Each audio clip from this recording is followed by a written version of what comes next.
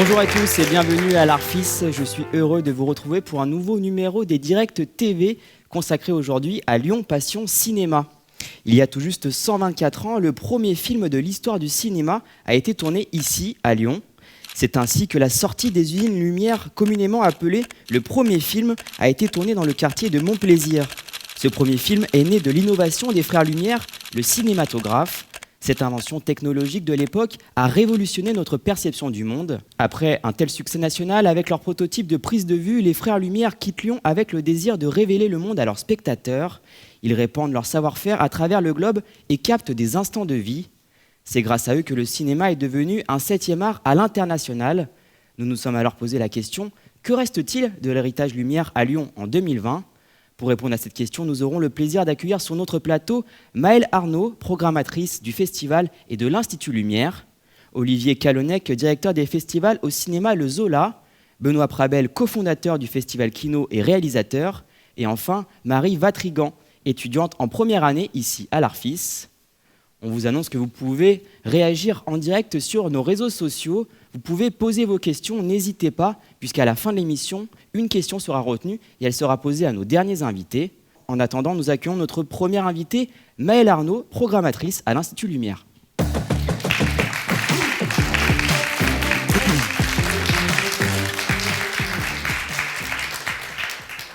Bonjour Maëlle, merci d'être avec nous. Bonjour. Alors on vient de le dire, vous êtes chargée de la programmation au sein de l'Institut Lumière. Est-ce que vous pouvez nous rappeler un petit peu l'histoire et la vocation de cet établissement ? Alors, l'Institut Lumière est l'une des 3 cinémathèques nationales, aux côtés de la Cinémathèque française et de la Cinémathèque de Toulouse. Et les missions d'une cinémathèque, c'est la préservation, la conservation et la diffusion du patrimoine cinématographique. Donc on a des collections films importantes, puisqu'on conserve tout ce qui a trait au film, aussi bien les copies, le matériel dit non-film, affiches, photos, etc. Et on le diffuse. On a évidemment une vocation à transmettre la connaissance et la découverte du patrimoine cinématographique. Et on a une salle de cinéma pour cela. Et par rapport aux frères Lumière, comment est-ce que vous essayez de leur rendre hommage dans l'Institut ? Alors, étant installés par rapport à toutes les cinémathèques qu'il y a partout dans le monde, on a cette particularité, c'est que nous, on est installés rue du Premier Film. Il n'y a qu'une rue du Premier Film dans le monde. Elle est à Lyon parce que c'est le lieu d'invention du cinématographe par les frères Lumière. Et donc, l'Institut Lumière est installé dans la maison familiale des frères de la famille Lumière.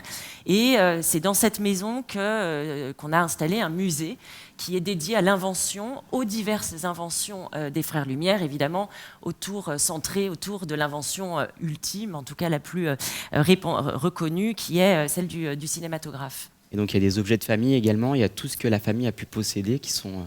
Oui, et les frères Lumière avaient cette particularité d'être non seulement les inventeurs du cinématographe, mais également ont déposé une centaine de brevets, c'était des inventeurs de génie.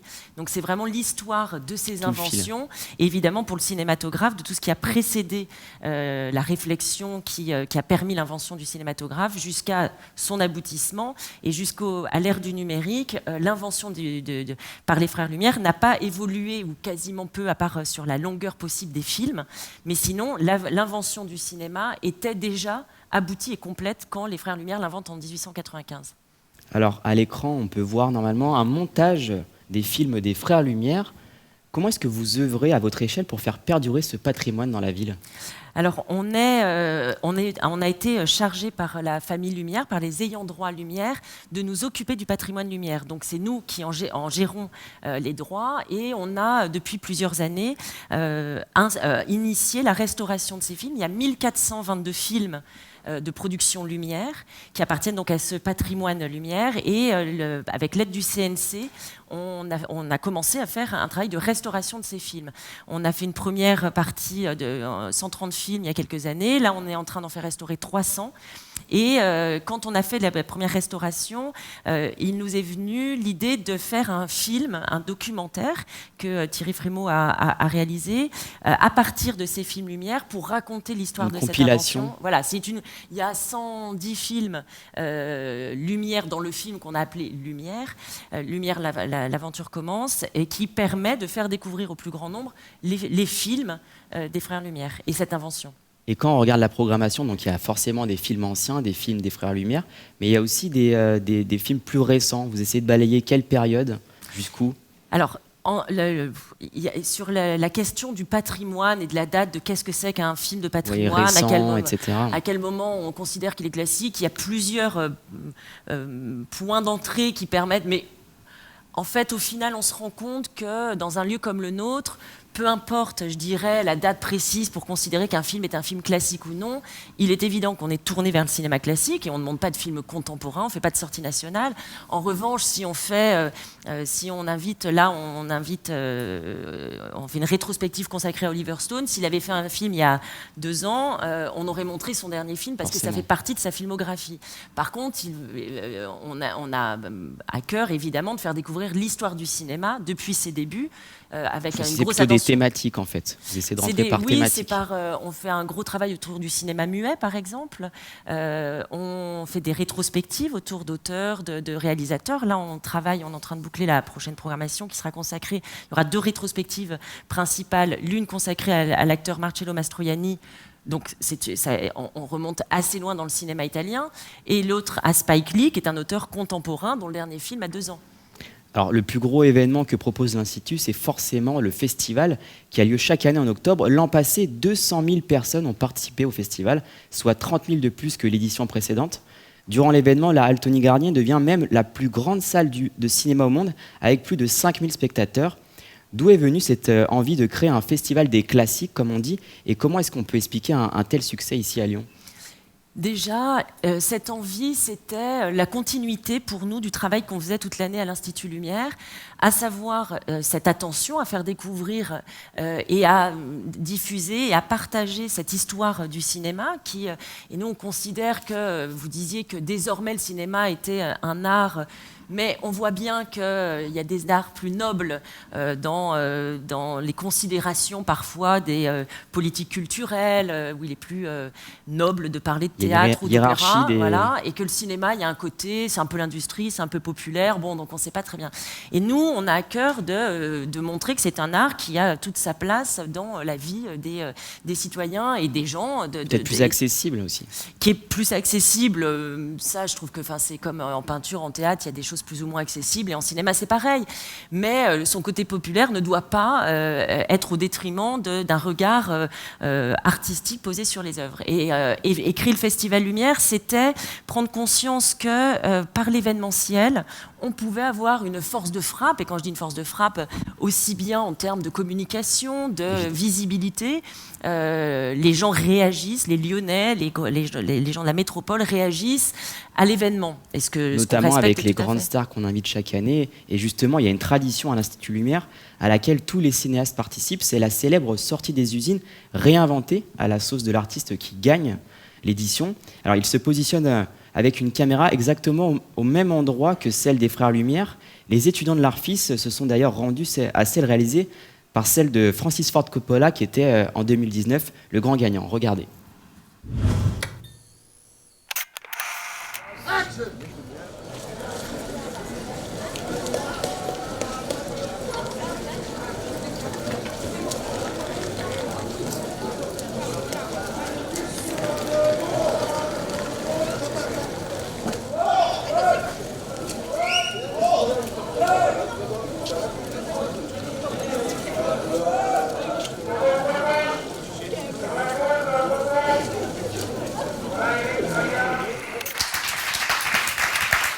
Alors, est-ce que vous savez d'où vient cette idée de refaire un remake chaque année Quand on a fêté le centenaire du cinéma, de l'invention du cinéma en 1995, on avait déjà organisé un remake. Alors à l'époque, la salle de cinéma n'était pas construite, il y avait juste encore le hangar qui est le lieu, le décor du premier film de l'histoire du cinéma. Il est là, il est intact, il a été préservé, et on avait fait une sortie d'usine, un remake de ce premier film de l'histoire du cinéma avec des cinéastes venus du monde entier. Et on perpétue cette tradition avec notamment cette idée de demander aux cinéastes lauréats récipiendaires du prix Lumière de venir filmer les invités du Festival Lumière qui sont présents Ce que vous avez montré, c'est précisément pas le film tourné par Coppola, puisque là vous étiez en hauteur, alors que lui a positionné sa caméra là où les frères Lumière avaient mis leur cinématographe. Et lui, il avait apporté, il était tellement ému à l'idée d'être là, lui, d'être ces cinéastes. Et puis ils ont dédié leur vie au cinéma et il y a un lieu où tout a commencé. Donc pour eux, c'est un lieu très important. Tarantino aussi était très ému de revenir ici. Tous le sont terriblement, parce que quand on dédie sa vie à il n'y a pas de lieu de naissance de la sculpture, de la peinture, etc. Dans le cinéma, il y en a un. Donc c'est un pèlerinage important et Coppola est venu avec sa propre caméra 35 pour tourner ce remake. Merci beaucoup Maëlle d'avoir répondu à nos questions, nous avoir parlé un petit peu de l'Institut et du Festival Lumière. On en profite pour rappeler à ceux qui nous suivent que vous pouvez réagir en temps réel à l'émission grâce à nos réseaux sociaux. Vous pouvez poser vos questions, n'hésitez pas puisqu'à la fin de l'émission, l'une d'entre elles sera retenue et posée directement à nos invités. Alors, on a parlé de l'incontournable Festival Lumière, mais il existe une autre plaque tournante dans le cinéma lyonnais. Je parle du cinéma Le Zola, basé à Villeurbanne, tout près de l'école Arfis. Cette salle, créée dans les années 20, nous propose plusieurs festivals mondialement reconnus. Sur la métropole de Lyon, plus de 16 festivals de films sont organisés. Cet engouement est-il lié à l'histoire qu'entretient la ville avec le cinéma? C'est ce que nous allons voir dans la prochaine partie. Nous accueillons tout de suite notre deuxième invité, Olivier Calonnec, directeur des festivals au cinéma Le Zola.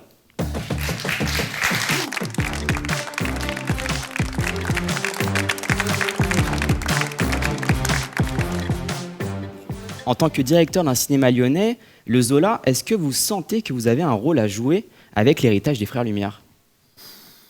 L'héritage, on l'a de fait, c'est-à-dire qu'on est à Villeurbanne et non pas à Lyon, je précise quand même, c'est pas une attaque. C'est la métropole, mais c'est vrai que le cinéma ayant été inventé, il a eu le temps d'évoluer entre-temps. Donc nous, quelque part, quand le cinéma a été créé, ça s'appelait le Family, dans les années 20, vous l'avez dit. Donc le passage du muet au parlant a été fait donc, au Zola. Il n'y a plus beaucoup de salles, en tout cas dans la région, qui existent encore, qui donc continue à être en activité.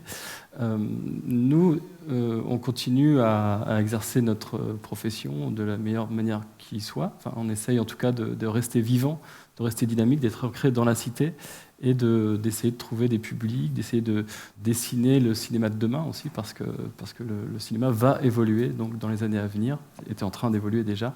Donc le Zola essaie de se positionner comme ça à travers ses festivals et à travers son exploitation. Vous l'avez dit, ça date d'il y a un petit moment maintenant. Est-ce que vous pouvez revenir un petit peu sur l'histoire du Zola? Oui, alors le Zola est né vraiment à une époque où beaucoup d'initiatives étaient prises par des entrepreneurs, des gens qui avaient fait parfois un peu fortune, qui avaient gagné un peu d'argent, et qui se sont dit tiens, je vais me lancer dans cette activité-là. Le Zola a été créé par un charcutier. Donc c'est assez particulier, on ne se dit pas qu'aujourd'hui ça serait tout à fait envisageable. Mais donc le cinéma a évolué au fur et à mesure des années. Il y a eu des moments de creux parfois un petit peu? Des moments de creux, oui. Dans les années 60, on pouvait compter à peu près 40 cinémas à Villeurbanne, ce qui est assez considérable. L'avènement de la télévision a forcément rebattu les cartes, et à la fin des années 70, il ne restait plus qu'une salle à Villeurbanne. Donc c'est là où la municipalité de Villeurbanne a décidé de confier l'administration et la gestion du cinéma à une association, il y a 40 ans maintenant. Et alors vous organisez aussi chaque année plusieurs festivals au sein de l'établissement. Est-ce que vous pouvez nous les présenter? Oui, absolument. Donc, faut peut-être. Vous avez dit qu'on était reconnu mondialement, c'est peut-être un petit peu excessif, mais en tout cas, on se distingue par effectivement l'organisation de 3 festivals. Il y a très peu de salles de cinéma en France qui le font. C'est peut-être pas très raisonnable, mais en tout cas, il y a eu une volonté dans les années 80 de faire valoir des cinémas qui n'étaient pas forcément très visibles. Donc il y a eu plein d'expérimentations, il y en a 3 qui perdurent aujourd'hui. Le Festival du film court, qui a fêté sa 40e édition en 2019, qui donc là va chercher à défricher finalement le terrain du court-métrage pour mettre en évidence des réalisateurs qui émergent, qui veulent raconter autrement des histoires qui portent une vraie singularité.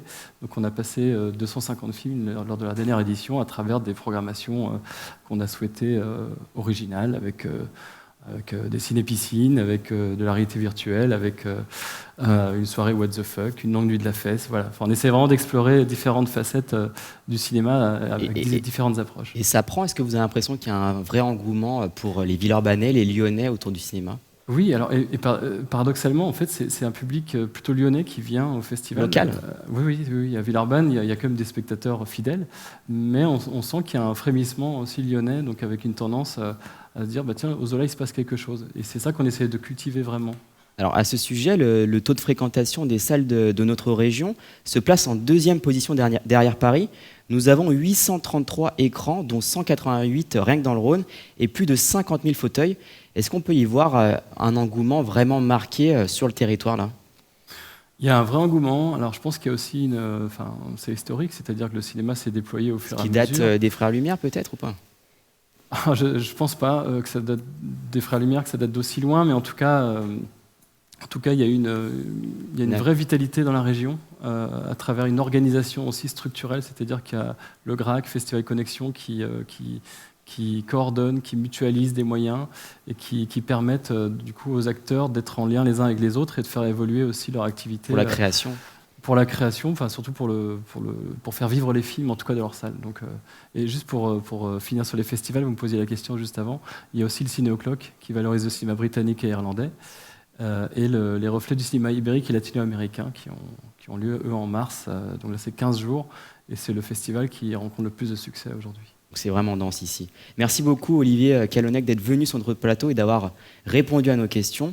Alors, le Zola permet donc au grand public de découvrir de nombreux films et des créations originales. Une autre salle très connue aussi, celle de la MJC de Montplaisir, accueille un autre festival, plus amateur, mais pas moins intéressant. Il s'agit du festival Kino. Il fait partie des nouveaux festivals puisqu'il n'a que 2 ans. Nos 2 nouveaux invités sont là pour en parler. Benoît Prabel, son cofondateur ainsi que réalisateur, et Marie Vatrigan, étudiante à l'Arfis qui a participé.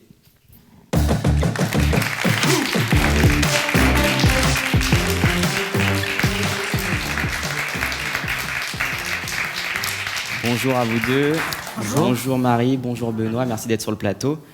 Benoît Prabel, on commence avec vous. Vous êtes cofondateur du festival Kino, mais aussi réalisateur, on l'a dit. Pourquoi avoir choisi de lancer ce festival ici à Lyon ?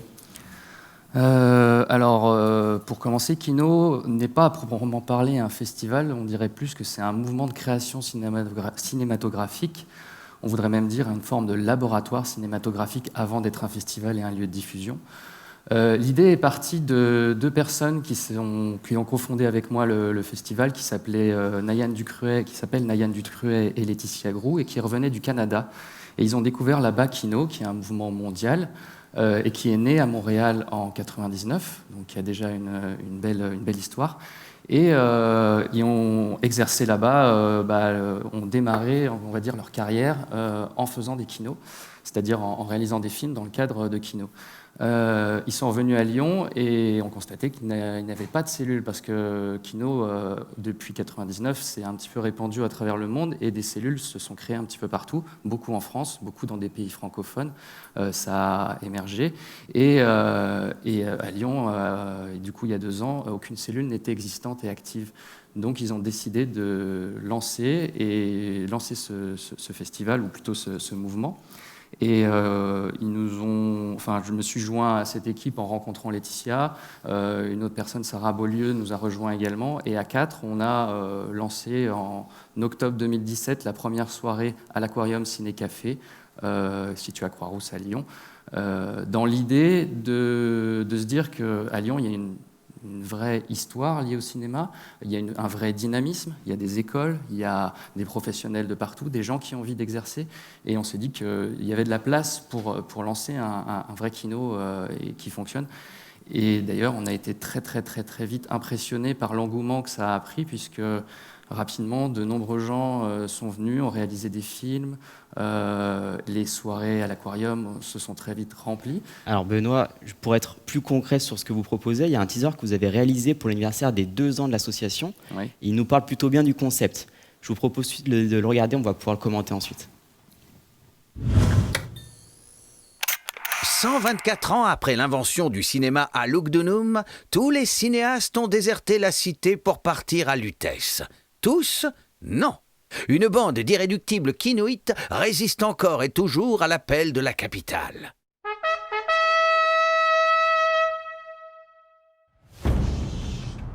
Kinoïte, Kinoïte. Ouais. Une fois de plus, l'heure est venue pour nous de réaliser de magnifiques défis. Je compte sur vous pour nous mettre des étoiles plein les yeux. Et souvenez-vous de la devise de Kino. Faites bien avec rien, faites mieux avec peu, mais faites-le maintenant.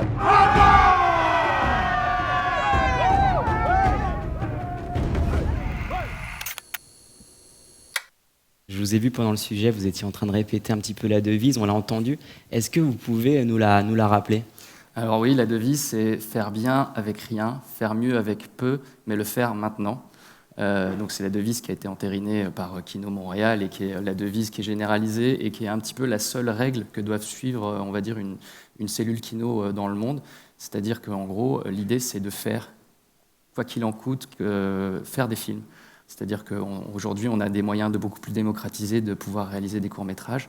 On se met des barrières de plus en plus. Enfin, on a tendance, quand on a envie de faire un projet, de vouloir vraiment le peaufiner et mettre du temps. Là, l'idée de Kino, c'est y aller, se lancer. On a une durée limitée. En l'occurrence, pour nous, c'est 1 mois. C'est-à-dire qu'on fait des soirées tous les mois et on lance des défis avec une thématique, une contrainte cinématographique. Et les gens ont 1 mois pour réaliser ce film. Et à l'issue de ce mois, on reçoit les films et on les diffuse. Tant qu'ils respectent la contrainte et la durée limitée de 3 minutes. Donc on doit faire coûte que coûte, même si on n'a pas forcément le temps de bien préparer, penser, etc. son film et voir le résultat à la fin. Ça crée un vrai risque et du coup ça crée aussi une vraie émulsion créative. Marie a l'air d'accord avec ce que vous dites. Pour vous faire intervenir, vous êtes étudiante en première année à l'ARFIS et si vous êtes là, c'est pas pour rien, vous avez réalisé un court-métrage pour l'édition de décembre 2019 sur le Kino Lyon. Pourquoi avoir voulu choisir de participer ? Tout simplement parce que Kino, pour moi, comme disait Benoît, c'est l'un des moyens les plus efficaces pour pratiquer, surtout quand on débute dans le milieu. Moi, je viens de la fac, donc j'ai eu une éducation plutôt théorique. Et d'avoir commencé à faire des kinos, c'était en début 2019. J'ai vraiment découvert les joies du bénévolat aussi, parce que la plupart du temps, c'est du bénévolat. On commence comme ça. Vu qu'on est jeune, qu'on n'a pas forcément les moyens nécessaires pour financer ça. Et du coup, voilà, j'ai participé à Kino parce que j'ai découvert... À l'écran, on voit passer votre court-métrage d'ailleurs. Tout à fait, l'illusion musicale. Et alors, comment est-ce que vous avez travaillé pour la réalisation quand on vient, vous l'avez dit, de l'université ? On n'a pas forcément les outils. Comment vous êtes formée avant tout ? Alors, je me suis formée un peu toute seule. J'avais des amis qui pratiquaient un petit peu plus que moi à la fac, qui m'ont donné quelques tutos réalisation, notamment au niveau de l'organisation, etc., la recherche de techniciens. Et au niveau du matériel, vous aviez tous un petit peu, chacun apporte un outil, du son, une perche, une caméra. Au début, les premiers courts-métrages que j'ai faits, c'était vraiment du matériel amateur. Et puis, plus je rencontrais du monde, notamment aux soirées Kino, après les projections, c'est le moyen en fait, de boire une bière et de parler avec plein de techniciens, d'acteurs, etc. Et plus on parle, plus on fait de Kino, plus on rencontre des gens, et plus du coup on a des techniciens confirmés qui ont leur matériel et on peut faire des films de meilleure qualité.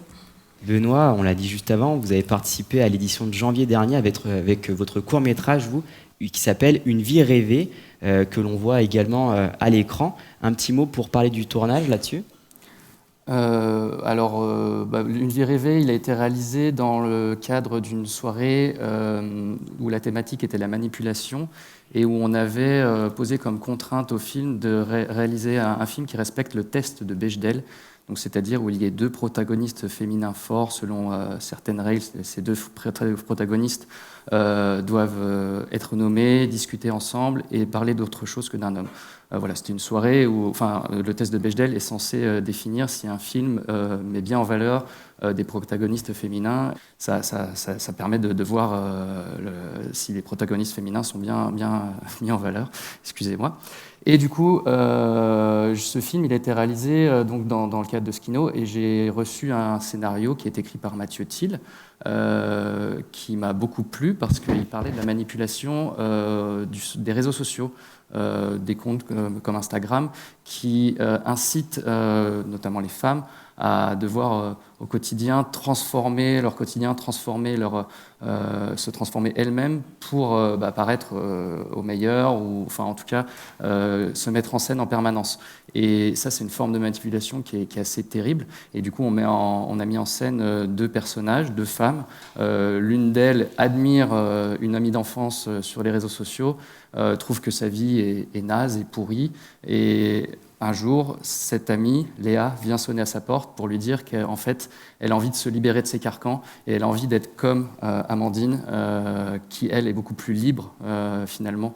Et bon, je ne vais pas raconter la fin de l'histoire, mais en gros, l'idée, c'est de montrer que la vie, ce n'est pas ce qu'on voit sur les réseaux sociaux. Et surtout pour les femmes, la vie, c'est d'être soi-même et c'est de profiter et c'est de s'amuser ensemble. Voilà. Alors, on va maintenant passer à l'instant web. On l'a dit tout à l'heure, on pouvait poser des questions, réagir en direct sur les lives. Il y a une question qui est ressortie, on va pouvoir vous la poser directement. C'est la suivante. Quel profil faut-il avoir pour participer au Kino ? Donc, en l'occurrence, peut-être que Marie peut répondre. Est-ce qu'il faut un profil particulier ? Mais vous veniez de l'université, il n'y a pas forcément de... Je pense pas qu'il faut un profil particulier. Il faut juste vouloir faire des films, vouloir raconter des histoires, aimer le travail d'équipe, et puis aimer le cinéma aussi. Et maintenant que vous êtes étudiante, vers quoi vous voulez aller maintenant que vous avez d'autres compétences pour suivre là-dedans ? De base, j'étais basée sur l'image avant tout, et puis le montage.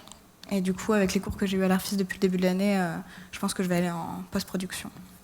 Voilà. Donc, parce que pour moi, c'est la continuité de l'écriture, en fait. C'est une autre forme d'écriture et c'est une création de rythme. C'est hyper important, je trouve, pour que le film marche. Avec du recul, l'expérience, ça a été hyper intéressant pour vous, pour progresser. Ça a été une rampe de lancement. Tout à fait. Et est-ce que vous échangez souvent avec Benoît sur les créations Pas vraiment, c'est une fois en soirée. Bonne rencontre. Mais j'ai vu plusieurs fois aux projections. On n'a pas eu forcément l'occasion de discuter, mais c'est bien qu'on soit là. On va peut-être plus parler projet, n'est-ce pas ? Ça crée une émulation de participer à ce genre de festival. On rencontre d'autres réalisateurs. Complètement. C'est le but. C'est vraiment bien pour ça, ouais. Tout à fait. C'est vraiment l'idée centrale, c'est aussi de créer un vrai réseau, une vraie communauté, de se rencontrer et de pouvoir, comme le disait très bien Marie, à force de faire des soirées, de faire des films, rencontrer des gens, mixer les équipes et participer à ce qui se passe aujourd'hui à Lyon, créer une vraie émulsion autour du cinéma et de l'envie de faire des films, de créer et d'aller plus loin, de se professionnaliser, etc. Puis d'ailleurs, depuis quelques temps, ils ont organisé des soirées Kino Off, qui du coup se passent au Paradoxe, c'est un bar vers Place Satonnet, et du coup, à chaque fin de projection, tous les mois, il y a une soirée rencontre. Donc même pour ceux qui ne participent pas, ils peuvent aller à la soirée Kino Off pour... Une raison de plus d'y aller. Voilà, pour se donner envie de participer. Merci beaucoup Benoît et Marie d'être venus sur le plateau et d'avoir répondu à nos questions. Et merci à tous ceux qui nous ont suivis sur Internet pendant cette émission. Les Lyonnais sont sûrement des passionnés de cinéma, mais est-ce que la ville de Lyon a su promouvoir son cinéma à la hauteur de son héritage familial ? La question reste en suspens. Des Frères Lumière à aujourd'hui, ça tourne. Pour tous ceux qui aiment ça, continuez de produire, de réaliser, d'écrire, de jouer et de regarder des films. Merci à tous de nous avoir suivis et à tout à l'heure pour une nouvelle émission autour cette fois des métiers de l'ombre.